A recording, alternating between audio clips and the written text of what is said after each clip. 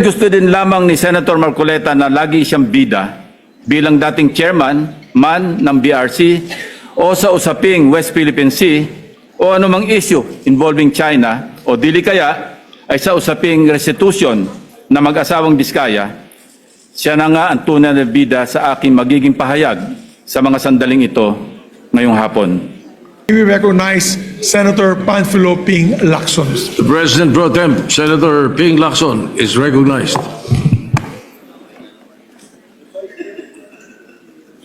Thank you, Mr. President.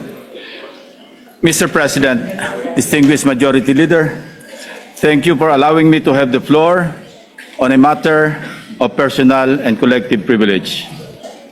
Much as I would like to abide by the elders, what my elders had taught me, that, and I quote, silence is the best response to nonsense.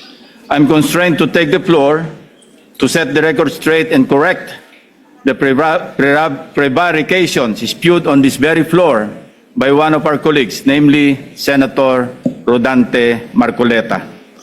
While in his two recent privilege speeches, he mostly referred to this representation as the BRC chairman, in my manifestation today, I will refer to him by his name. Like on many past occasions, I could have effortlessly dismissed Senator Marcoleta's statements as I refuse to dignify his ego-driven provocations. But when the attacks shift from professional to obsessively personal, I must shut the whole political circus down. Firmly, completely, and without ambiguity. Dahil gusto din lamang ni Senator Marcoleta na lagi siyang bida bilang dating chairman man ng BRC o sa usaping West Philippine Sea o anumang issue involving China o dili kaya ay sa usaping restitution na mag-asawang Diskaya, siya na nga ang tunay na bida sa aking magiging pahayag sa mga sandaling ito ngayong hapon. Memory is short, Mr. President. With that said, and with your indulgence, let me refresh our memory on the historical background of the animosities, or shall I say, why the gentleman from Tarlac and Pampanga, Senator Rodante Marcoleta, has become so obsessed with tagging and bad-mouthing this representation, as he has become obsessed with defending China in many fora, like in the confirmation hearing of 35 senior officers of the Armed Forces of the Philippines, but especially when he interpellated our distinguished colleague from the majority bloc, Senator Francis Kiko Pangilinan, when he sponsored and defended Senate Resolution number 37 last February 2. So obsessed that he had to resort to rigorous stalking of all my interviews and social media updates, nitpicking from every statement I uttered, and tricking this august chamber to cry foul, armed with nothing but his draining litany. Since Senator Marcoleta apparently knows every word I say in my media interviews and every move I make in this chamber, napilitan akong balikan ang napakaraming pagkakataon na ako ay naging paksa ng kanyang mga personal na atake. Perhaps, Mr. President, it started when this representation inquired about Senator Marcoleta's hilaw interpretation of Senate rules relative to his motion to dismiss in the impeachment case against Vice President Sara Duterte last year. Thus, on August 6, 2025, I manifested my inquiry regarding Senator Marcoleta's arguments calling for the dismissal of the impeachment case against Vice President Sara Duterte using Section 135 of the Senate rules. I highlighted that nowhere in our rules can we find a provision on a motion to dismiss, nor is there a suppletory application of the rules of court and other references like the Riddick's Manual, etc., to accommodate such a motion. I merely raised a parliamentary inquiry into how we can deal with the said motion to dismiss an impeachment case, given that we were then constituted as a legislative body in plenary session and not as an impeachment court. It was supposed to be a simple parliamentary inquiry from what I considered then, and I quote, medyo hilaw na interpretation ng ating Honorable Marcoleta, unquote. Ewan ko, Mr. President, simula nang nasopla ko si Senator Marcoleta sa floor, ay tila nagtanim na siya ng poot sa kanyang dibdib. On August 20, 2025, I delivered my first privilege speech entitled Flooded Gates of Corruption to bring to the attention of the Senate and the Filipino people the syndicated corruption in the implementation of flood control projects. Pinaghirapan ko at ng aking team na buuin ang aming mga findings upang maisapubliko ang mga anomalya sa flood control na makakatulong sana sa sinasagawang inquiry in aid of legislation ng Blue Ribbon Committee na noon ay kanya pang pinamumunuan. Ang hindi ko inaasahan, minasama pa ito ni Senator Marcoleta sa pamamagitan ng kanyang TV program noong August 29, 2025. Panoorin po natin ang mga portions ng video.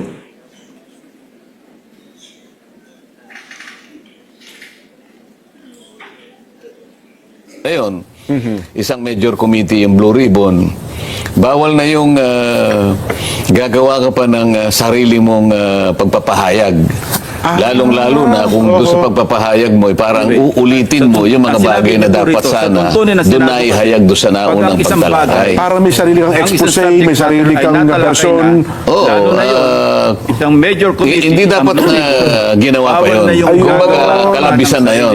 Sa tuntunin kasi, bawal na Lalo yun. na kung doon sa pagpapahayag mo, ay parang uulitin mo yung mga bagay na dapat sana ay doon na ihayag sa naunang pagtalakay. Hindi dapat ginawa pa yun. Kumbaga, kalabisan na yun. Sa tuntunin kasi, bawal na yun. Yan ang sinasabi ng isang taong nakasalamin sa hating gabi. Na yung nag-epal siguro. Yun ang pasikat, di ba? Yan ang sinabi niya, Mr. President.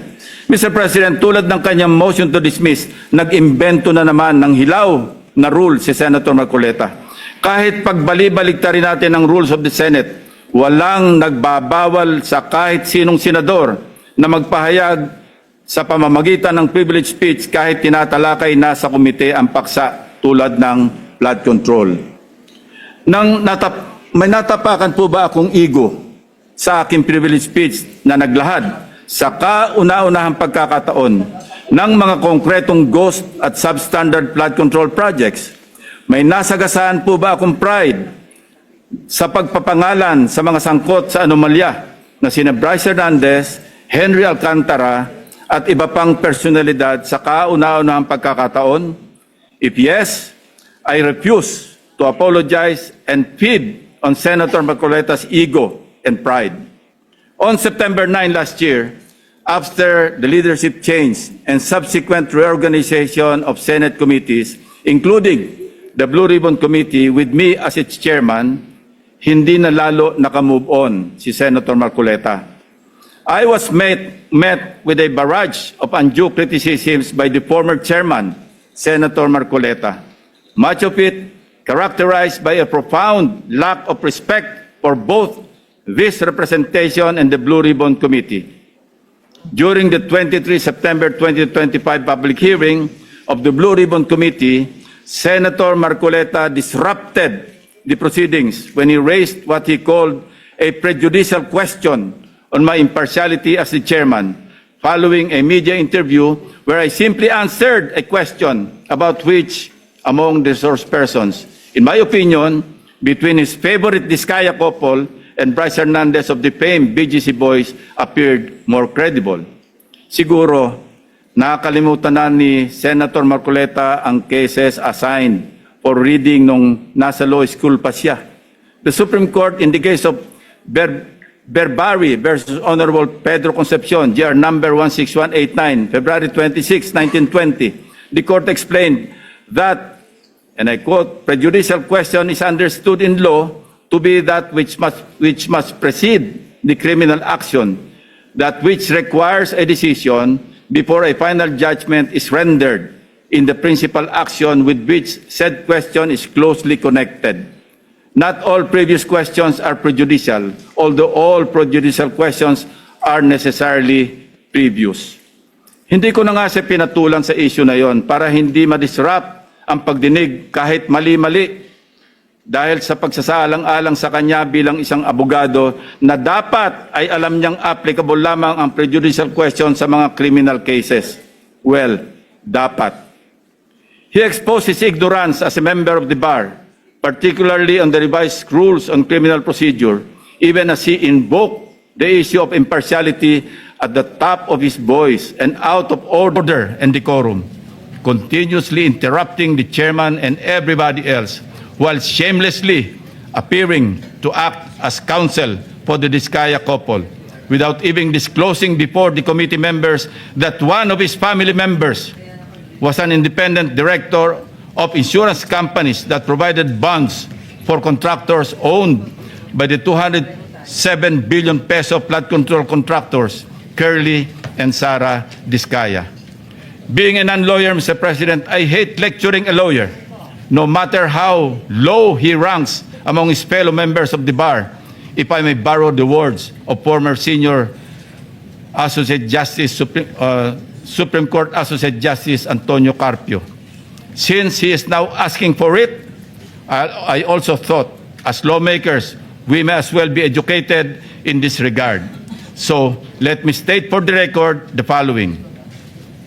Under Rule 111, Prosecution of Civil Action, Section 7 of the Revised Rules on Criminal Procedure, the elements of a prejudicial question are A, the previously instituted civil action involved an issue similar or intimately related to the issue raised in the subsequent criminal action, and B, the resolution of such issue determines whether or not the criminal action may proceed. Kung may napansin ang mga manonood, ito ang naging asal ni Senator Marcoleta, which begged the question, why is Senator Marcoleta so protective of the Diskayas? This inquiry remains valid and grounded, and I can show you from the many, many occasions he stood for in support of the Diskayas. Let us watch. I'm raising prejudicial question. Ang mangyayari nito, so, mas credible si Bryce kaysa Diskaya. Bakit gano'n? Why are so protective of this guy? Why are so protective? Nagmamadali daw po ako na mabigyan sila ng witness protection program. Yun po yung sinasabi ng batas eh. Pag hiningi nila with their consent, sapagkat nanganganib ang buhay niya, hindi ka magmamadali. Ilalagay ko po ba sa kamay ko ang kaligtasan ng mag-asawa na yun? Kinakailangang magsoli po sila ng mga nakulimbat nila, which to my mind is not correct. Paano mo sasabihin na magre-restitute ang isang tao? Meron na bang findings kung magkano i-restitute on how it can be restituted? Nag-a-apply pa lang eh. What is the reason behind the law? So that we can get justice, and justice can only be attained if there is restitution. So that is the principle behind all of these things that we are talking about now. Mr. Secretary, restitution will come after. It cannot be... Sir, it can come before or after, sir. It can come before. You or after. cite the law that it come before. Yung Diskaya, to my mind, were the first to apply under the Witness Protection Program. Ang problema po doon, kung wala namang korte pa pong nagsasabi kung talagang sila'y nagnakaw o nakapagnakaw, sino pong magkukwenta noon? Problem is, ang sabi ng dating DOJ Secretary, ba hindi, kinakailangan isoli muna yung mga pinagnanakaw. Paano ngayon siya mapuprocess if that was dangled? So, ang tinatanong ko nga sa inyo, hindi sa sinungaling. Kayo ang nagbigay na ng condition kasi. Did you agree that you restitute any money to the DOJ? Wala po kang maibibigay po. At saka... Yun na nga, because wala kang maibigay, hindi kanya ipoprocess under the Witness Protection Program. Is that not correct? So pinipili nyo yung gusto nyo i-process. Ngayon, kung ayaw ninyong bigyan sila ng protection under that law, kaya siguro umayaw na sila sa ICI. Mr. President, it is also coincidental that multiple news outlets revealed a damning link between Senator Marcoleta and the Diskayas. In one news story, a relative of Senator Marcoleta was said to hold a directorship at Stronghold Incorporated and Milestone Guarantee, insurance companies that provided bonds for contractors owned by the flood control king and queen, Curly and Sara Diskaya, at the center of a multi-billion peso flood control corruption scandal, raising conflict of interest questions in a high-profile Senate probe. Hindi pa po dito nagtatapos ang pagbibida ni Senator Marcoleta. Noong September 25, 2025, nagpresenta si Senator Marcoleta ng surprise witness sa katauhan ni Mr. Orly Gutesa. As chairman, I did not raise any objection to members like him introducing surprise witnesses during the proceedings at that time, as long as it can help in unearthing the truth behind the flood control mess, including and most importantly, exposing the masterminds if evidence warrants. Gayunpaman, hindi pa man tapos ang araw, pumalag na sa media ang sinasabing nakapirma sa notary public na si Attorney Pechi Espera. Nakalaunan ay naging kasalanan ko pa din sa paningin ni Senator Marcoleta. Hindi po ang Senado ang nag-iimbestiga at nagbigay ng hatol na forged ang notaryo ni Gutesa. Mismong ang Branch 18 ng Regional Trial Court ng Manila ang nag-imbestiga. Independent yon sa Senado. Sa halip na tanggapin, galit pa sa resulta ng kaso dahil hindi naaayon sa gusto niyang kalalabasan ng investigasyon. Asal bida talaga. Ang matindi pa, nanakot pa na magsasampa ng kaso laban sa judge at abogado. Again, style bida. Pa-victim effect pa po masyado na parang bida sa pelikula. Mr. President, ang kwento pa, ako daw ang nagpapahiwatig na tinuturuan o kinocoach niya si Gutesa sa bahaging ito ng pagdinig. Mr. President, sa obserbasyon ng napakaraming nanonood, tila baga tinuturuan niya kung anong pahina. Page 20 nga daw ang basahin. Sa kamalasan niya, nagkataon na putol pala ang kopya ng affidavit ni Gutesa. Kung todo, tinayuan pa niya para ibigay ang kanyang kopya na parang bida sa eksena. Nakakalimutan yata ni Senator Marcoleta na naka-live TV coverage ang pagdinig, kaya walang pakundangan at walang kahihiyan sa inasal niya. Kaya nga kitang-kita, pati si Henry Alcantara tawang-tawa. Nakalimot din sandali na hindi pa siya state witness nung nag-testify si Gutesa. Let us watch the actual video dahil baka sabihin na naman niya nag-splice kami ng video. Let's Ang watch. nasabing basura, ito, Merong napuputol sa binabasa mo eh. Huwag kang magmadali. Huwag kang magmadali.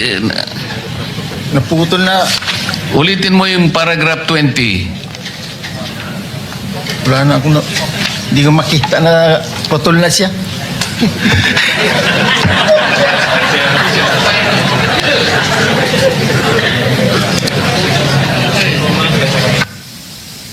I strongly deny that I made mention of him coaching Gutesa, Mr. President.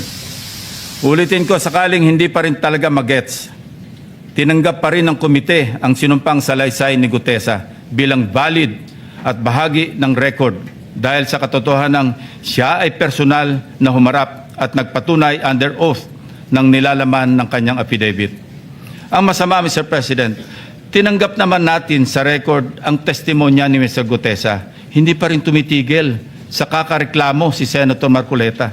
Mr. President, ang tunay na issue hindi ang forged na affidavit kundi ang biglaang pagtatago at pagkawala ni Gutesa. For the information of this body, Mr. Gutesa, who was presented as a witness by Senator Marcoleta, has been unavailable since his initial appearance.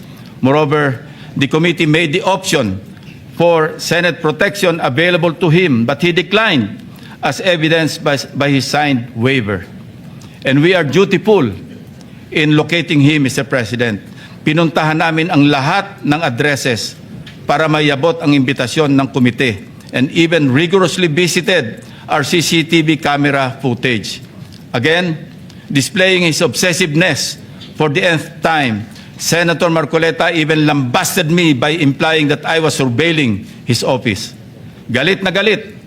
Samantalang nais lamang nating matukoy kung sakaling may kasama si Mr. Gutesa nang dumating sa Senado upang sa gayon ay magkaroon tayo ng lead kung paano siya muling maimbita sa susunod na pagdinig.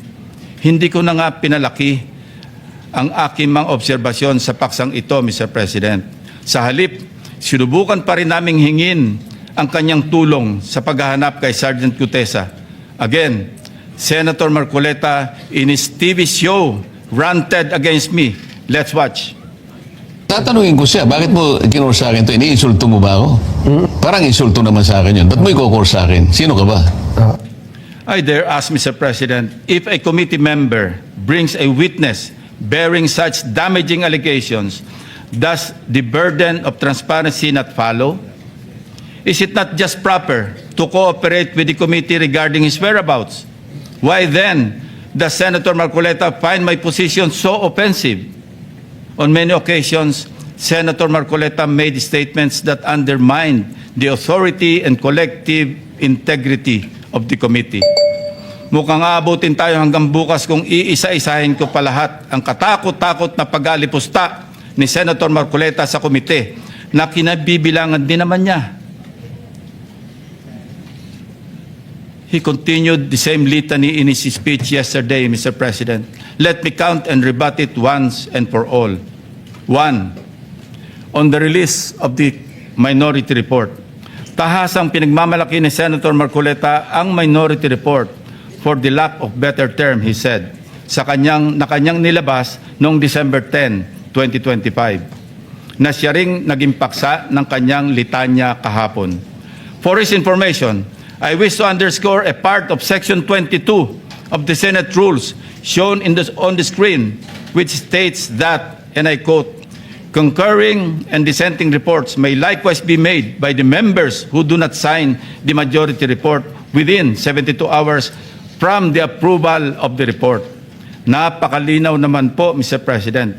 Concurring and dissenting reports may be made 72 hours after the committee report has been approved by the majority vote of all its members. Siya na nga itong gawa ng mga bagay na wala naman sa alituntunin ng Senado. Pagkatapos, ako ang pagbibintangan niya na epal.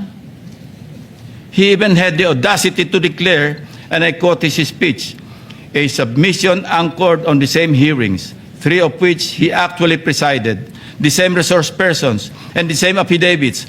Masasabi ba niyang pangbasura lang din ang lahat ng yun? At this point, Senator Marcoleta must know that rhetorical fallacies do not amuse me, Mr. President. If the release of this so-called minority report and its contents did not amount to a direct affront to the chairman and to the committee as a collegial body, then I'm not sure what is. May I also emphasize, Mr. President, that this same report brazenly stated that, and I quote, the BRC, Blue Ribbon Committee, cannot and should no longer compete with the National Prosecution Services and eventually the judiciary in finally disposing of these cases, unquote. Clearly implying that the committee must conclude its proceedings. Mr. President, sino ba siya para pangunahan ang chairman at ang mayorya na miyembro ng committee? Wala sa lugar, wala sa hulog. Saganang akin lang din naman, kagulat-gulat po ba ang naging reaksyon ng representasyon na ito na walang lugar ang ulat na yan kundi sa basurahan? Kayo na ang humusga, Mr. President. Number 2, let us go to the BRC draft partial committee report na pinamahagi ng komite noon pang ika-11 ng Pebrero nitong taon. Na sa mismong araw na ito ay 1 buwan na ang nakakalipas. Na siyempre ay laman din ng only reklamo ni Senator Marcoleta. Anya, ang natanggap ng kanyang opisina ay isang PDF file or document na may watermark ng bawat opisina na nakatanggap nito na wala man lang daw pirma ng chairman ng komite.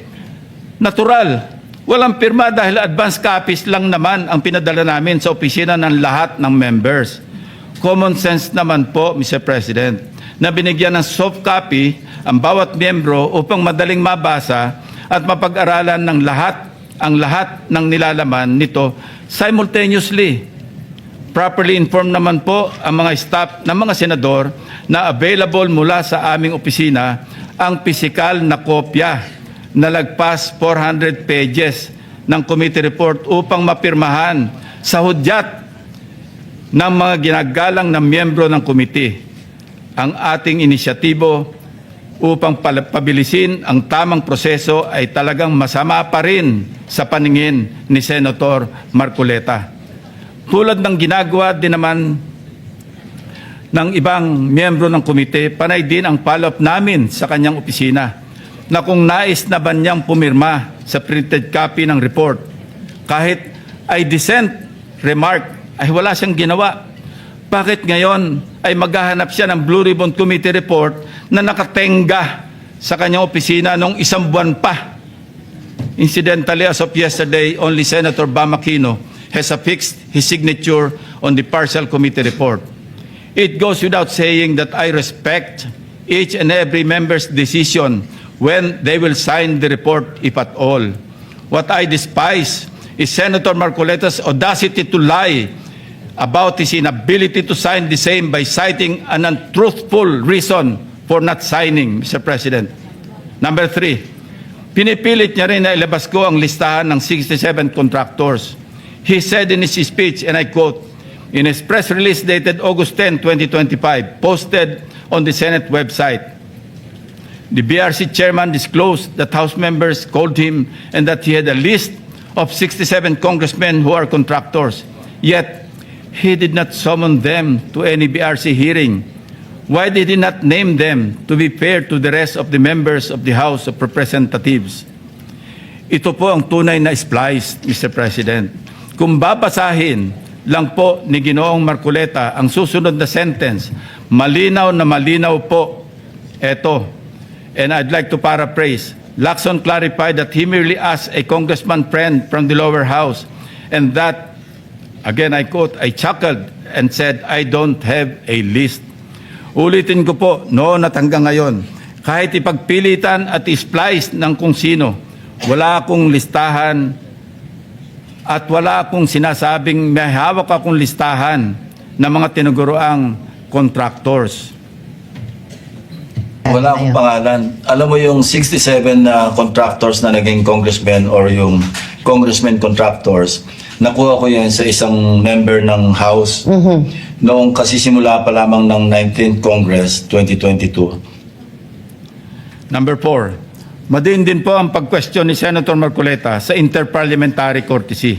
He said, and I quote, this doctrine, Mr. President, which is not even part of our rules, is not absolute. And then he added, if anything, those who occupy the highest offices in the government must be the first to answer, not the last to be asked, unquote. Senator Marcoleta even mentioned, again, and I quote, the members of Congress have no immunity from investigation, subpoena, or public scrutiny, unquote. Mr. President, hypothetically, if the House of Representatives initiates an investigation on Senator Marcoleta's statements of contributions and expenditures, or SOSE, over an alleged discrepancy, would the Honorable Senator stand by his position to disregard interparliamentary courtesy? If his former colleagues were to issue a subpoena, a show cause order, or even a warrant of arrest, would he still argue about the relevance of interparliamentary courtesy? Ito po ang tunay na hypothetical question, Mr. President. Lest we forget, 2 taon pa lamang ang nakakalipas, siya mismo ang nagsisisigaw sa House of Representatives at nag-motion na i-terminate ang budget deliberations para bigyan ng parliamentary courtesy ang Office of the Vice President.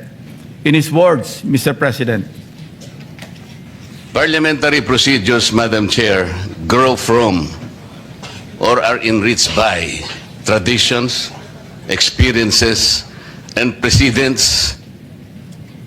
You may not like the person, you may not like the presence here, but you have to respect the office of the Vice President. That is all, because that is guided by the tradition. Kahapon po, kagaya po na sinabi nila, wala nang pinagtanong sa office of the President, and that is correct. That is in line with that tradition. such hypocrisy, Such double standard, such a farce that does not dignify an answer, Mr. President. Incidentally, since I mentioned the SOSE case with the COMELEC in violation of the Omnibus Election Code, kung ninanais ko lamang na ipahamak siya, ay naghain na sana po ako ng Senate resolution calling for an inquiry in aid of legislation para ipatawag ang mga COMELEC officials upang ipaliwanag bakit masyadong delayed ang usaping ito. When the issue of Senator Marcoleta's failure to disclose his campaign contributors in his sources surfaced, our dear colleague tried to clarify the matter. In fact, during his own show, Saganang Mamamayan, dated November 8, 2025, he made the following disclosure. Please watch. Nelson, alam mo, mga kaibigan ko, nagbigay sa akin talaga. Alam mo, pakiusap lang nila, isa lang. Tanggapin mo ang tulong namin sa'yo. Okay. Congressman ako noon, Kong, kami po ay naniniwala na karapat dapat kang makarating sa Senado. Tanggapin mo ang lagang to. Marami sila. Isa lang ang kanilang pakiusap sa Ano akin. po yun? Eh sana wag mo na kaming i-disclose ang identity. Ngayon, kapag ka naglagay ako ng figure sa contribution, mapipilitan akong mag-disclose ng pangalan nila. Alam mo kung bakit? Merong kaakibat na kung tawagin ay deed of acceptance of donation. Paano yun kako? Contribution to eh. Hindi, sabi niya, binigay ko nga sa'yo contribution pero utang na loob mo sa akin yan. Ituring mo na lang na utang, sabi niya, di ba? Loan. But when he was issued a show cause order by the COMELEC, he tried to backtrack on his arguments by saying that he received those contributions when he was not yet a candidate, as defined by the decision of the Supreme Court. I guess Senator Marcoleta and his legal team thought they were being smart by being technical about when these contributions were made. Pero nakakatawa, Mr. President, ay wala nang mas lilinaw pa sa sariling pag-amin ni Senator Marcoleta. Tumanggap siya ng pera para magkaroon siya ng utang na loob sa mga taong yon. Isang maliwanag na admission against interest, ang sabi nga ng mga abogado. Bilang isang abogado, dapat alam ni Senator Marcoleta na dahil dito ay shoot siya sa balde sa kasong indirect bribery under Article 211 ng Revised Penal Code dahil member siya ng House of Representatives ng panahon na yon. Maliwanag sa batas na krimen sa mga public officials na tumanggap ng pera o gift by reason of their office kahit walang pangako na particular act or omission sa nagbigay ng pera. Bakit nga ba hanggang ngayon ay hindi pa rin nilalabas ng COMELEC ang resolution ng SOSE case ni Senator Marcoleta? Number 4, as for Mr. Saldico, let me state this plainly. 2 beses nating siyang naimbitahan para personal na humarap at personal na mag-testify sa komite. He needs to appear and substantiate the statements he posted on his Facebook account. Twice, he refused, citing medical and security reasons. Dahil sa bigat at seryosong aligasyon kanyang binitiwan, hindi maaaring pahintulutan ng komiting ito na manatiling nakabitin ang mga akusasyon na hindi siya humaharap at nanunumpa sa harap ng kapulungang ito. Sa katunayan, ako pa mismo ang nagmungkahi sa ating chat group na payagan siya magtestigo sa mula sa Philippine Embassy kung saan man siya naroroon. Gayunpaman, pinarating ni Senator Ronald Bato de la Rosa mismo ang kanyang apprehension sa suhestyong ito sa pamamagitan ng kanyang text message. Nais ko rin bigyan diin, Ginoong Pangulo, nang diskusyong yon ay nangyari bago pa man ilabas sa social media ni Saldico ang kanyang mga aligasyon. Panghuli, tungkol sa isyu ng apostil.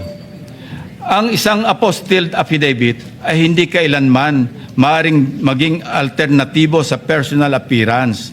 Hindi ito mapapalitan ng direct testimony at lalong hindi dito mapapalitan ang tungkulin ng isang saksi na harapin ang komite, sagutin ang mga katanungan at sumailalim sa masusing pagsusuri. Kung handa si Saldico na magbitiw ng mga seryosong akusasyon sa publiko, dapat ay handa rin siyang humarap sa atin at panindigan ang mga aligasyong iyon sa ilalim ng sumpa. Ikalima, sa kanyang akusasyon sa representasyon ito kaugnay ni Congressman or former Speaker Martin Romualdez. Kung binasa lamang po ni Senator Marcoleta ang partial committee report, makikita po niya na nakapaloob na doon ang lahat ng nais niyang ipahayag. Kung hindi man higit pa, rekomendasyon para sa fact-finding investigation, AMLAC bank inquiry and filing of freeze order petitions are for future. Kung napakarami pa niyang gustong ipaglaban at paimbestigahan, bakit siya rin ang nagsabi sa kanyang minority report na dapat tapusin na ang pagdinig? Kung sa bagay, kung mayroong isang bagay na consistent si Senator Marcoleta, ito ay ang pagiging inconsistent sa kanyang mga pinagsasasabi. As to the other witnesses allegedly not invited by the committee, it bears stressing that the committee has not terminated its hearings, contrary to the suggestion in the so-called minority report.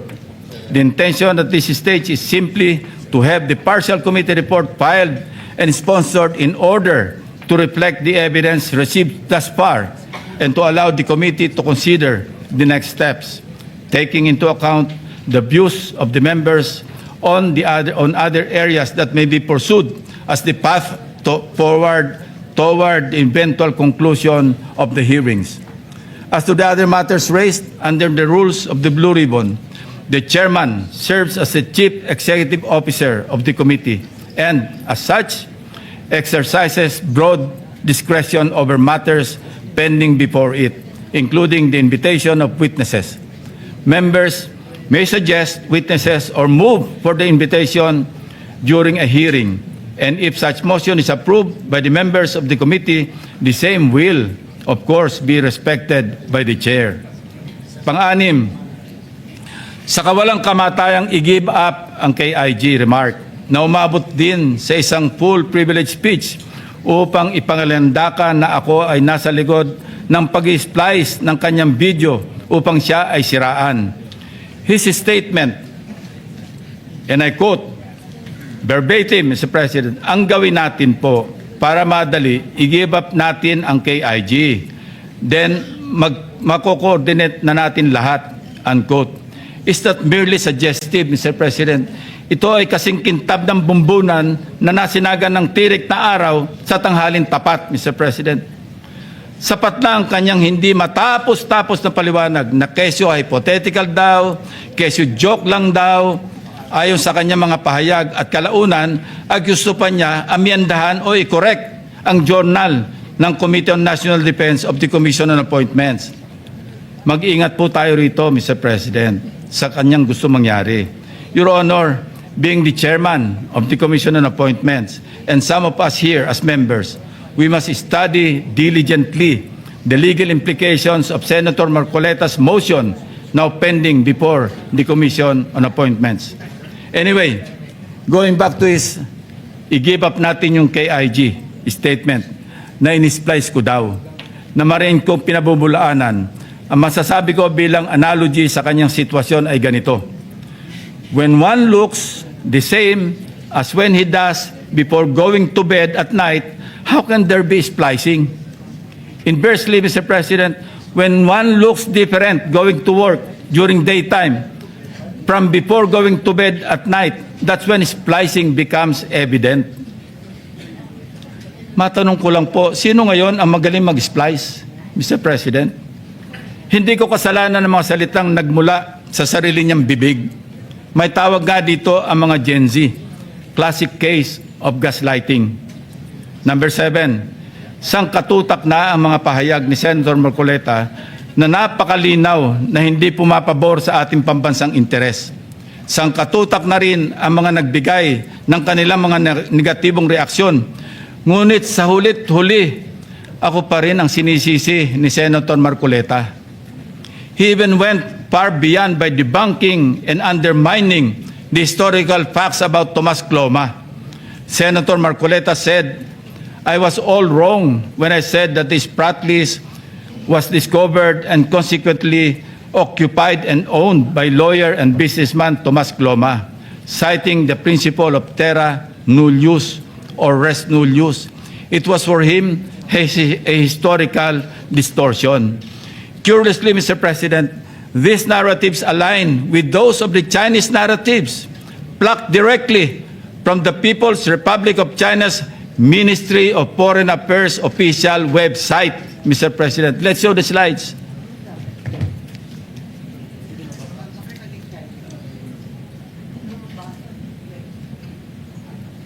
Ayan po, kita-kita natin kung anong sinabi ng website ng Ministry of Foreign Affairs ng People's Republic of China. Yan din ang kanya sinasabi.